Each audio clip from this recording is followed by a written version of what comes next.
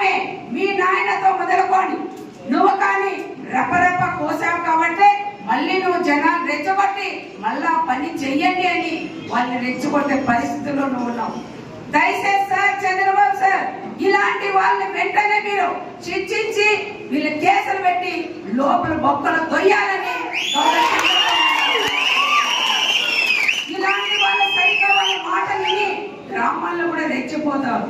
రెచ్చపోతే మన వాళ్ళేమో గాజా తొడుకు ఈ పక్క కూడా రెచ్చిపోతాం. అప్పుడు రెచ్చపోయినప్పుడు వాళ్ళ వీళ్ళు కేసులు వస్తాయి. చాలా మంది ఇబ్బందులు కూడా పడతారు.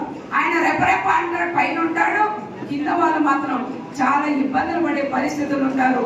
కేసులు పడి కోర్టు చుట్టూ తిరగలేక చాలా మంది నష్టపోతారని ప్రత్యేకంగా చంద్రబాబు సార్ కూడా చెప్పి ఆయన వాయిస్ ఆ ప్రభుత్వం వైఎస్ఆర్ ప్రభుత్వం ఉన్నప్పుడు మా చిన్న కార్యకర్త గాని ఎవరైనా గాడు పెట్టి వాట్సాప్ లో పెడితే పోలీసులు తీసుకెళ్లి బట్టలు ఒట్టేసి కొట్టిన రోజులు మా కళ్ళకు కనపడుతున్నాయని చంద్రబాబు నాయుడు గారు కూడా మేము చెప్తున్నాం.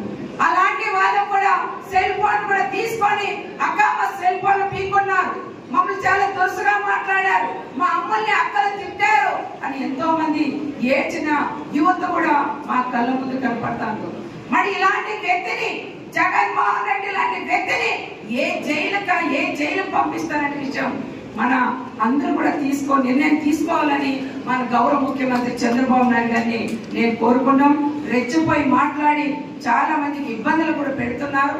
దయచేసి ఇలాంటి వాళ్ళని కఠినంగా శిక్షించాలని మరొకసారి చంద్రబాబు నాయుడు గారికి నా రాప్తాడు నియోజకవర్గం ప్రజలందరి తరఫున నేను సార్ కూడా విజ్ఞప్తి చేస్తున్నాను కూడా తెలియజేసుకుంటూ